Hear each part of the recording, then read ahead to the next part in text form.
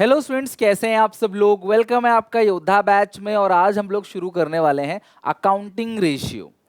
अगर मैं क्लास इसके नंबरिंग की बात करूं तो max to max 4 to 6 marks तक का आता है बोर्ड एग्जामिनेशन में। लेकिन आपका जो वाइवा होगा उसमें बहुत सारे क्वेश्चन इस चैप्टर से पूछे जाएंगे, इवन सीयूईटी में भी। तो चैप्टर बहुत बड़ा है लेकिन छोटे छोटे सम्स हैं, बहुत बड़े बड़े न्यूमेरिकल्स नहीं है। इश्यू ऑफ शेयर जैसे, एडमिशन, रिटायरमेंट जैसे, गुडविल जैसे छोटे छोटे सम्स हैं इसके अंदर। फॉर्मूलों की भरमार है। तो आज की क्लास में मैं आपको फॉर्मूले बनाना सिखाऊंगा ताकि आपको एग्जामिनेशन तक उसे रट्टा ना मारना पड़े, आपके दिमाग में रहे सारे के सारे फॉर्मूले। बहुत सारे बेसिक्स की बात करेंगे तो अच्छे से क्लास समझना। इसके नोट्स आपको एसपीसीसी ऐप पे, टेलीग्राम पे और हमारे व्हाट्सएप चैनल पे मिल जाएगा, जिसका लिंक डिस्क्रिप्शन बॉक्स में है। तो स्टार्ट करते हैं अकाउंटिंग रेशियो पार्ट नंबर 1। सबसे पहले इसके सिलेबस की बात करते हैं। अकाउंटिंग रेशियो के ऑफिशियल सिलेबस में हमें पढ़ना क्या क्या है। तो ऑफिशियल सिलेबस के अंदर हमें 4 तरह के रेशियोज को पढ़ना है: लिक्विडिटी रेशियो, सॉल्वेंसी, एक्टिविटी और प्रॉफिटेबिलिटी। इनके अंदर भी कुछ कुछ रेशियो है। तो ये क्लास एक ऑफिशियल सिलेबस है जो तुम्हें ध्यान रखना है। दूसरी बात है क्लास, इसमें सबसे पहले अकाउंटिंग रेशियोज कहते किसको है, what is ratio and what is accounting ratio. Simple सी बात है, रेशियोज का मतलब क्या है, जब हम किसी दो फिगर को, दो एलिमेंट को, दो कंपोनेंट को कंपेयर कर रहे हैं, that is called ratio. Like 4:3। तो ये बताता है क्लास की x एक पार्टनर है जिसका रेशियो है 4 और y का है 3। तो x को मिलेगा 4 7 में से और y को मिलेगा 3। तो यही रेशियो हो गया। तो रेशियो बेसिकली जैसे आपकी मम्मी क्या करते हैं, आटे में पानी का रेशियो रखते हैं। आपकी मम्मी चावल बनाती होंगी जब कुकर में, तो चावल में पानी का एक रेशियो होता है, चावल पानी का रेशियो। सिमिलरली किसी भी दो एलिमेंट, किसी भी दो कंपोनेंट, किसी भी दो आइटम का क्लास जब हम पी बाई क्यू के फॉर्म में रखते हैं क्लास, तो उसको क्या बोलते हैं, रेशियो। अब अकाउंटिंग रेशियो क्या है, बहुत सिंपल। रेशियो का मतलब क्या है, दो एलिमेंट को पी बाई क्यू के फॉर्म में रखना है। अकाउंटिंग रेशियो में वो जो दो एलिमेंट होंगे वो अकाउंटिंग टर्म होंगे, बस इतना ही फर्क है। Like current asset upon current liability, like GP upon revenue from operation into 100। तो किसी भी दो अकाउंटिंग टर्म को जब हम कंपेयर करते हैं पी बाई क्यू के फॉर्म में रख के, that is called accounting ratio. Ratio is an arithmetical expression of relationship between two interdependent or related item. Ratio when calculated on the basis of accounting information, जब किसी दो accounting information के basis पे ratio बनाया जाता है, उस ratio को अकाउंटिंग रेशियोज बोला जाता है। अगर मैं बात करूं टूल्स जो थे फाइनेंशियल स्टेटमेंट एनालिसिस के, उसके अंदर class comparative statement, common size statement जो हमने पढ़ लिया। नेक्स्ट जो टूल था वो था अकाउंटिंग रेशियो का टूल। तो अकाउंटिंग रेशियो एक टूल है जो फाइनेंशियल स्टेटमेंट्स को एनालिसिस करने में हमारी मदद करते हैं। अगर मैं तुम्हें क्लास कोई रैंडम फिगर दे दूं, 7,35,770 रुपए अपॉन 18,90,000, और मैं बोलूं कि भाई ये बिजनेस की सेल्स है, सेल्स को हम लोग रेवेन्यू फ्रॉम ऑपरेशन बोलते हैं, ध्यान रखना। नेट सेल्स को पूरे चैप्टर में हम लोग वर्ड के यूज करेंगे रेवेन्यू फ्रॉम ऑपरेशन। लिख लो, net sales is equal to revenue from operation. Net sales को रेवेन्यू फ्रॉम ऑपरेशन ही कहते हैं। और नेट सेल का मतलब क्या होता है, sales minus sales return. Sales return का मतलब क्या होता है, return inward, right. Return inward को सेल्स रिटर्न बोलते हैं। तो यहाँ पे मैं बोलूँ ये ग्रॉस प्रॉफिट है बिजनेस का, ठीक है। ग्रॉस प्रॉफिट है 7,35,770 अपॉन 18,90,000। अगर मैं तुम्हें ये दे दूं क्लास, तो शायद तुम्हें कुछ ज़्यादा समझ नहीं आएगा कि बिजनेस कितना कमा रहा है, अच्छा कमा रहा है, बुरा कमा रहा है, क्या है। लेकिन अगर मैं तुम्हें इसका एक परसेंटेज निकाल के दे दूं, 7,35,770 डिवाइड बाई 18,90,000 इंटू 100, तो तुम्हें बताऊं क्लास लगभग 39% बिजनेस का ग्रॉस प्रॉफिट है। अगर बिजनेस 100 रुपए का सामान बेचता है तो 39 रुपीज का लगभग ग्रॉस प्रॉफिट बिजनेस कमाता है। तो इससे ये फर्स्ट ऑप्शन है, सेकंड ऑप्शन है, which is more clear, which is more understandable, second point. तो इसको बोलते हैं GP ratio, GP upon revenue from operations into 100। तो अकाउंटिंग रेशियोज में हम बहुत सारे अलग अलग रेशियोज को पढ़ेंगे, जिसे पढ़ के हमें समझ आ जाएगा अच्छा है बुरा है। बहुत सारे रेशियोज है। जैसे क्लास एक रेशियो है डेट अपॉन इक्विटी। तो डेट का मतलब बाहर वालों से कर्जा कितना है, इक्विटी का मतलब अपना खुद का पैसा कितना लगाया है। तो अगर ये डेट इक्विटी रेशियो 5:7 है तो मुझे देख के समझ आता है कि हमारे बिजनेस में अगर 5 रुपए का हमने बाहर से उधार लिया है तो 7 रुपए हमने अपना भी लगाया है। तो ये जो बेचारे डेट है ना, ये खुश रहेंगे, अरे यार हमने 5 रुपए जो दिए हैं वो खुद अपना 7 लगा के बैठे हैं, तो वो अच्छे से कंपनी को चलाएंगे ताकि हमारा पैसा ना डूबे।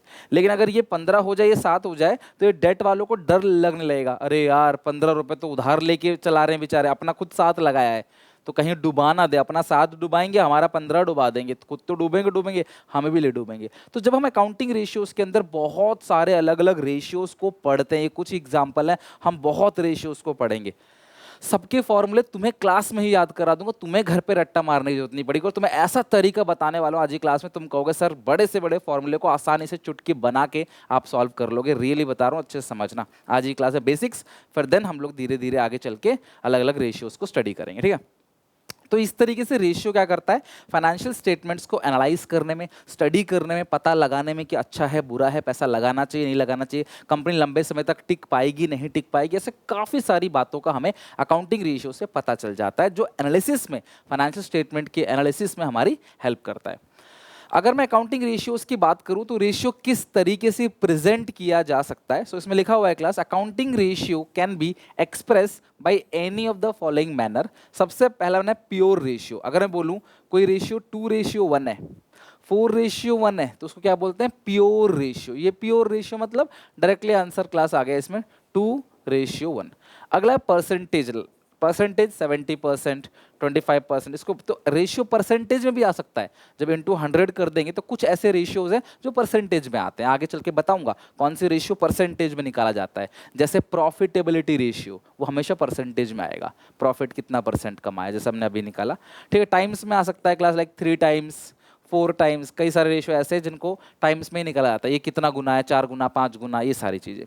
कुछ रेशियो फ्रैक्शन में आता है, लाइक 3/4 हो गया, विच मीन्स 75%। तो 3/4 मतलब जो पॉइंट में आ गया ना वो फ्रैक्शन में आ गया, जो बिल्कुल कट गया डायरेक्टली वो प्योर हो गया। परसेंटेज पता है आपको, टाइम्स भी आपको पता है। तो इस तरीके से रेशियोज को इन 4 तरीके से, फ्रैक्शन हो गया, प्योर रेशियो हो गया, परसेंटेज हो गया, टाइम्स हो गया, इन चारों तरीके से रेशियोज के आंसर आ सकते हैं। इसको इस तरीके से एक्सप्रेस किया जाता है।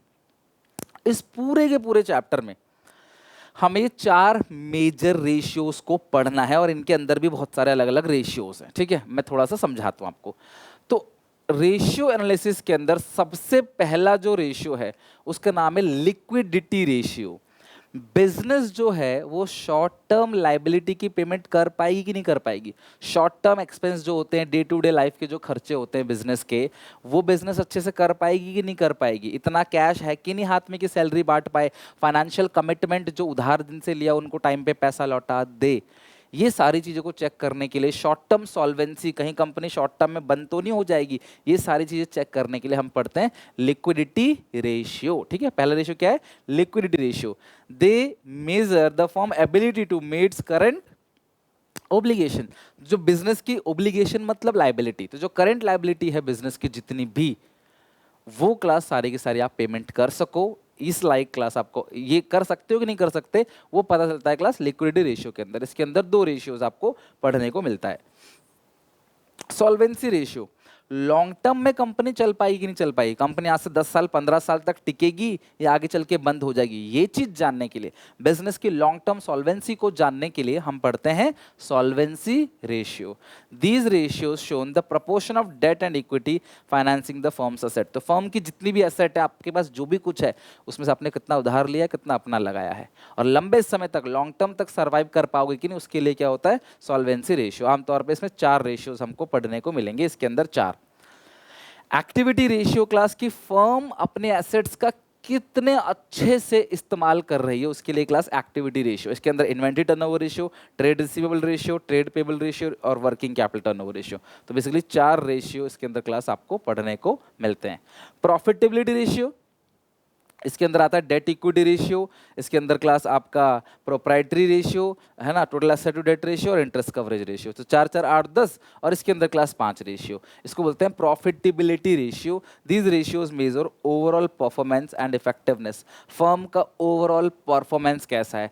दुनियादारी जाए भाड़ में, हर किसी को यही चाहिए, प्रॉफिट। भैया सब छोड़ दो, बस इतना बताओ कि आपका प्रॉफिट कितना है, आपने मुनाफा कितना कमाया है, बस आप इतना बता दो, बाकी चीज़ें छोड़ो। बाकी चीज़ें जानने में कोई भी इंटरेस्टेड नहीं है, हर किसी को क्या चाहिए, प्रॉफिट। तो कंपनी का जो प्रॉफिट है वो कितना है वो बता दो आप। तो प्रॉफिटेबिलिटी रेशियो बताता है क्लास एग्जैक्टली कंपनी का प्रॉफिट कितना है, ओवरऑल परफॉर्मेंस कैसी है। तो अगर आप देखोगे तो लगभग 15 रेशियो तुम्हें याद करने, इसके अलावा बहुत सारे छोटे मोटे फॉर्मूले जो मैं आज ही मैक्सिमम खत्म कर दूंगा।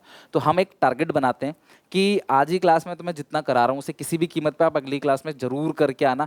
धीरे धीरे धीरे धीरे जितना भी कुछ करते चले जाएंगे छोटे छोटे पार्ट्स में, उनको डेली बेसिस पे थोड़ा थोड़ा याद करके आना। इकट्ठा सारे फॉर्मूले सोचोगे आज मैं एक दिन में याद कर लूंगा, देखो नहीं हो पाएगा ना, सवाल बन पाएगा।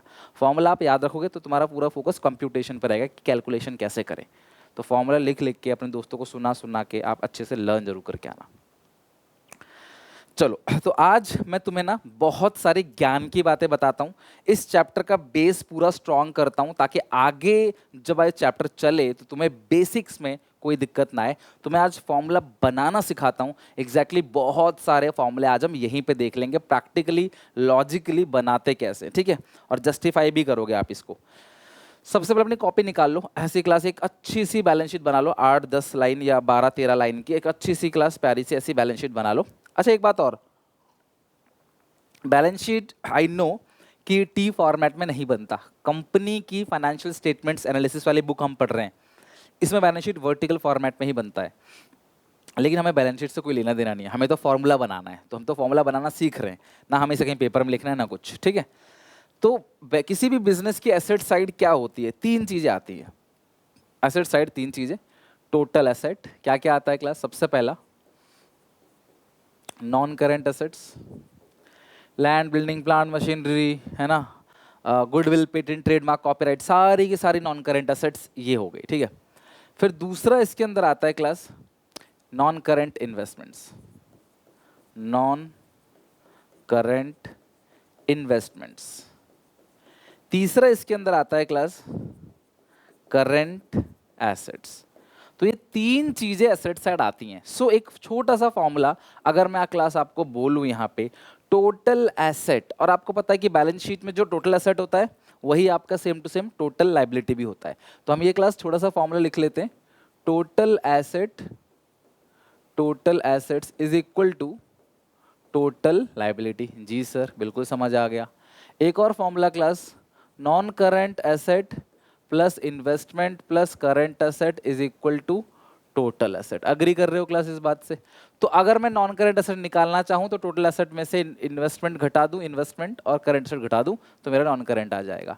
और मुझे करेंट एसेट निकालना हो तो टोटल एसेट में से नॉन करेंट एसेट और इन्वेस्टमेंट घटा दूंगा तो मेरा करेंट एसेट आ जाएगा। तो मैं इसको 4 फॉर्मूले में नहीं बांट रहा, ये एक फॉर्मूला है बस, ठीक है। समझ रहे हो, जैसे sine square theta plus cos square theta equal to 1 होता है, आपने पढ़ा होगा 10th में। तो साइन स्क्वायर निकाल सकते हो 1 minus cos square theta, cos square theta निकाल सकते हो 1 माइनस साइन स्क्वायर थीटा। तो 3 नहीं है, फॉर्मूला एक ही है, 3 नहीं है, ठीक है, 2 फॉर्मूला 3 नहीं है, एक ही है। तो यहाँ भी मैं इसको एक ही रख रहा हूँ, ठीक है सर। हमें इतना तो बता दिया आपने, ये तो सर हमको आता भी था, ठीक है। अच्छा कई सारे बच्चों को ना अभी भी, यकीन मानना क्लास, मतलब बड़े दुख की बात है और वो पता नहीं क्यों इस पे काम नहीं कर, उनको करंट असेट ही नहीं पता कौन कौन से होते हैं, करंट लायबिलिटी नहीं पता कौन कौन से होते हैं। Current asset current liability 11th से पढ़ते आ रहे हो। कोई भी ऐसी एसेट जो विद इन 12 मंथ्स आप कैश में कन्वर्ट कर देते हो, जिसको बिजनेस में रखने का पर्पस ही उसको बेचना है, उसको बेच के पैसे कमाना है, these are the current asset. और करंट लायबिलिटी ऐसी लायबिलिटी जिनकी पेमेंट आप 12 महीने के अंदर अंदर कर देते हो, विद इन 12 मंथ्स आप पेमेंट करते हो, उनको बोलते हैं करंट लायबिलिटी। इसको अच्छे से क्लास स्क्रीनशॉट लेके नोट डाउन कर ले, मैं तुम्हें समझा देता हूँ एक करके, नोट डाउन कर लेना क्योंकि ये बहुत इंपॉर्टेंट है क्लास। जब आपको यही नहीं पता रहेगा करंट असेट क्या है, करंट लायबिलिटी क्या है, तो आप कैसे करोगे, समझ लो। आगे चल के मैं करंट रेशियो बताऊंगा, बोलूंगा बेटा current asset one current liability.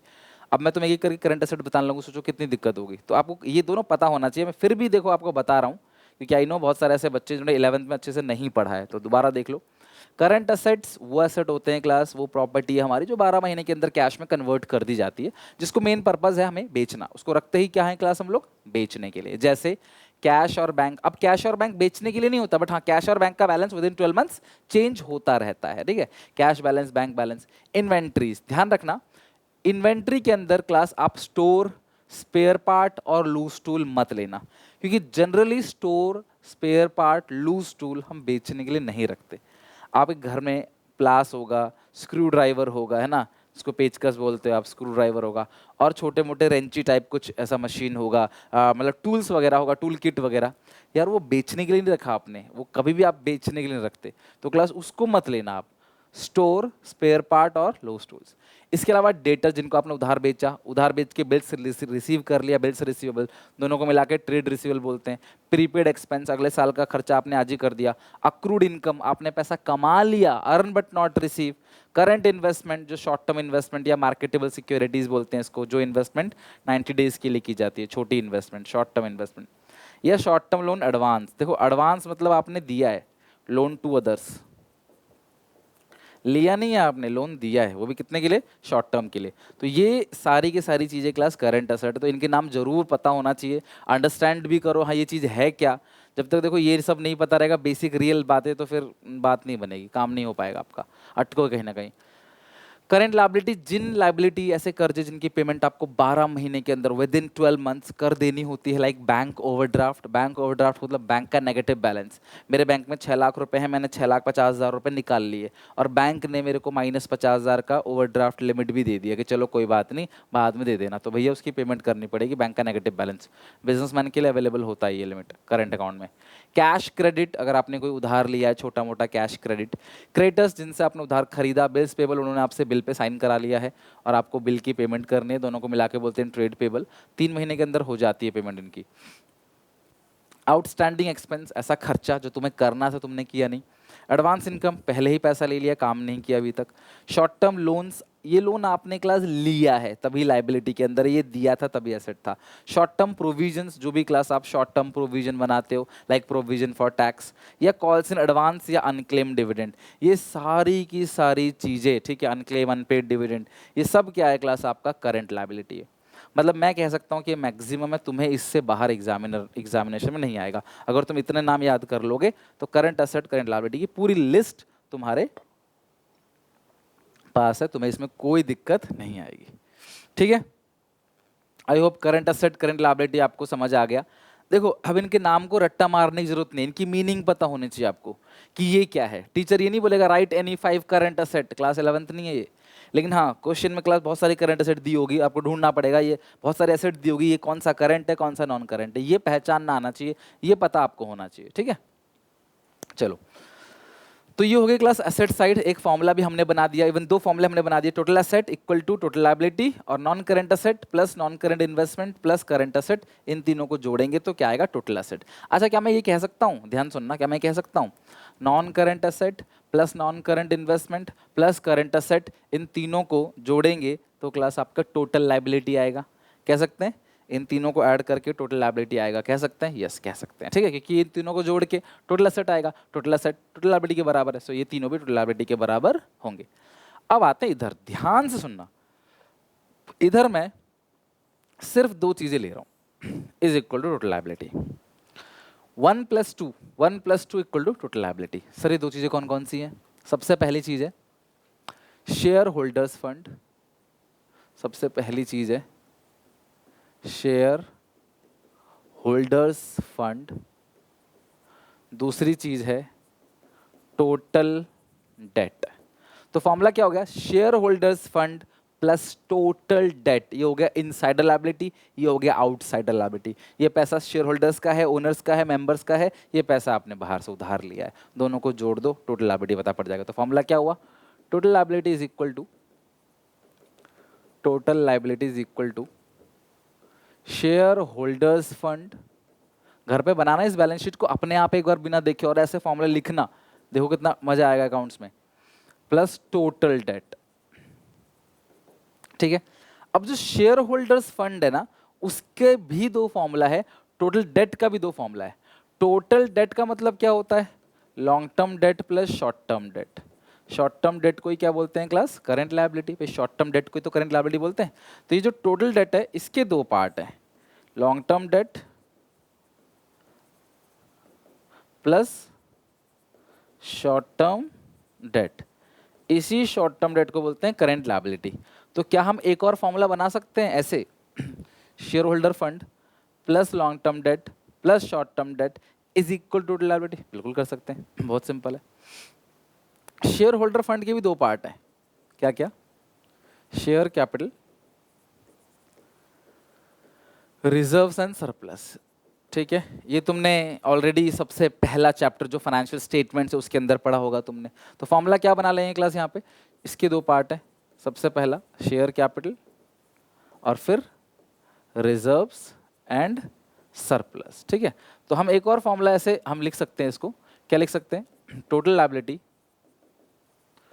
Liability is equal to share capital plus reserve and surplus plus long term debt plus short term debt. Short term debt मतलब करंट लायबिलिटी।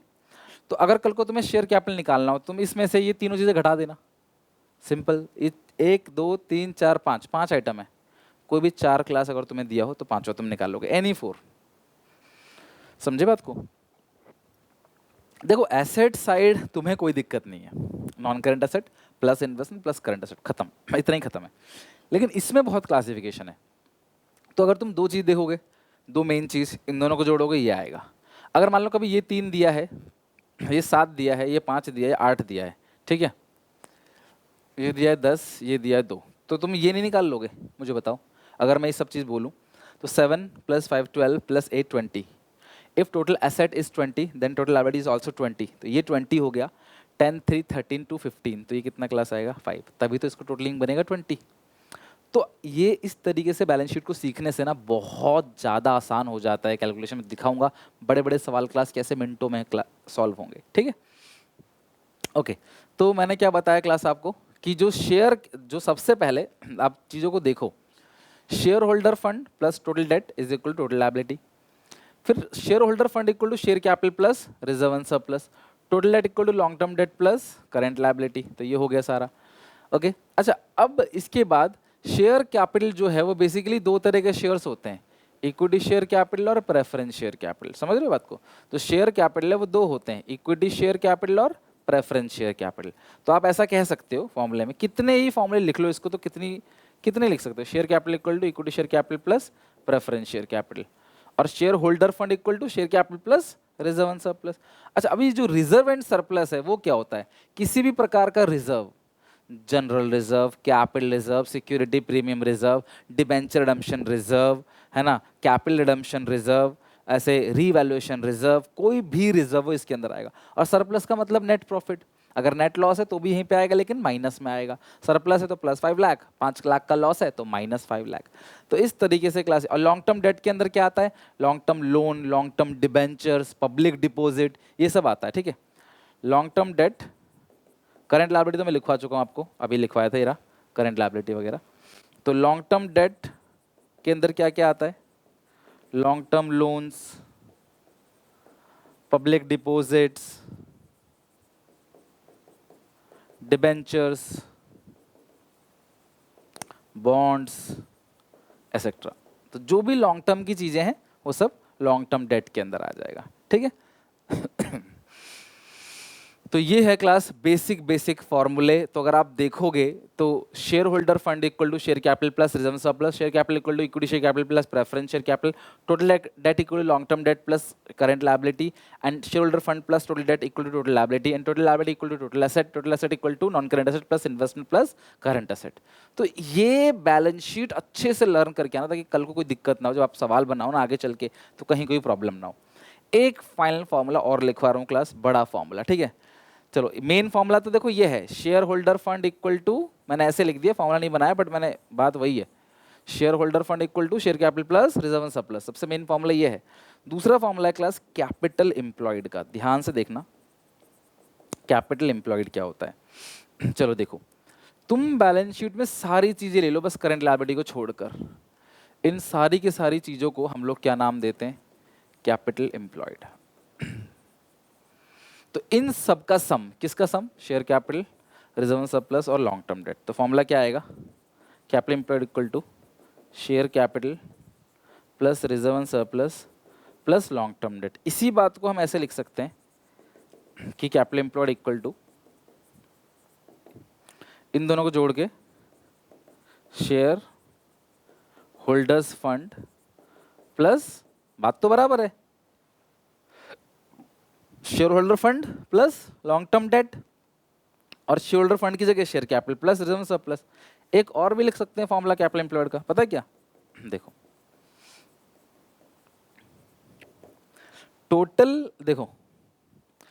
टोटल लाइबिलिटी में से अगर मैं सिर्फ इसे हटा दूं, मान लो क्लास ये 8 है, ये 2 है, ये 10 है, तो अगर मैं 10 में से इसे हटा दूं 2 को तो कैपिटल एम्प्लॉयड आ जाएगा। तो टोटल लाइबिलिटी में से करंट लाइबिलिटी घटा दूं तो भी आ जाएगा, total liability minus current liability तो भी कैपिटल एम्प्लॉयड आ जाएगा।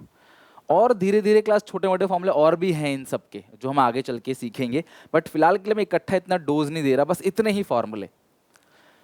इतना ध्यान रखना है। देखो आग बंद करके क्या तुम्हारे दिमाग में छवि आ रही है? ये है balance sheet, share holder funds, total date, non current assets, investment current asset, share holder fund के 2 part, share capital reserve surplus, long इसके 2 part, long term debt plus short term debt. Short term debt मतलब current liability. Current liability को छोड़ के ऊपर से तक सब कुछ ऐड कर दोगे उसको बोलते हैं capital employed. Share holder fund plus long term debt capital employed, या total liability minus current liability capital employed, या share capital plus reserve surplus plus long term debt capital employed. और खोलोगे और इसे खोलोगे तो क्या क्या हो क्लास होगा? Equity share capital plus preference share capital plus reserve and surplus plus long term debt equal to capital employed, या total liability minus current liability equal to capital employed. तो कैपिटल एम्प्लॉयड मतलब सारा का सारा पैसा, मेरा भी और उधार लिया हुआ भी। मेरा मतलब शेयर होल्डर फंड, उधार लिया मतलब लॉन्ग टर्म डेट। तो इनको सबको जोड़ेंगे तो आएगा कैपिटल एम्प्लॉयड, यानी कितना पैसा बिजनेस में लगा है। ठीक है, ये सारे फॉर्मूले अच्छे से लर्न होने चाहिए आपको, खुद बना के सीखो। करंट असेट करंट लायबिलिटी की लिस्ट आप सबको अच्छे से पता होना चाहिए, ये है करंट असेट, ये है करंट लायबिलिटी। ठीक है, तो ये थे फॉर्मूले मेकिंग क्लास, यहाँ तक आप बिल्कुल अच्छे से कर लो, तभी जाके आगे करंट असेट करंट लायबिलिटी ये सब चीज़ें तभी आएंगी समझ। Current ratio, liquidity ratio, solvency ratio, आपको 4 रेशियो बताया ना, इनके सबका नाम पता होना चाहिए आपको। Liquidity, solvency, activity, profitability. और 4 में एक्सप्रेशन में भी 4 है, नंबर रेशियो में, फ्रैक्शन में, प्योर रेशियो, फ्रैक्शन, परसेंटेज हो गया, टाइम्स हो गया। ये सब पता रहेगा तब जाए क्लास आपको आगे चल के मजा आएगा। ठीक है, तो यहाँ तक अच्छे से पढ़ के समझ करके याद करके आना। अगली क्लास से हम लोग लिक्विडिटी रेशियो शुरू करेंगे और कोशिश करेंगे क्लास लिक्विडिटी रेशियो को खत्म कर दें अच्छे से। तो आप इतना याद करके आओगे, बेस आपका स्ट्रॉन्ग कर दिया आज, ताकि कल से जब आप आओ तो ये बेस आपका स्ट्रॉन्ग हो और सवाल बनाने में दिक्कत ना हो। आई होप क्लास मेरी मेहनत दिख रही है आपको, समझ आ रहा है आपको। आप भी घर पे इसी तरीके से मेहनत करो, और अच्छी लगी वीडियो तो लाइक करना, शेयर करना अपने सारे के सारे दोस्तों में। चैनल को सब्सक्राइब कर लेना क्लास, टिल एग्जाम तक ऐसे ही आपके साथ मेहनत करता रहूँगा। मिलते हैं नेक्स्ट वीडियो में, till then take care, bye bye.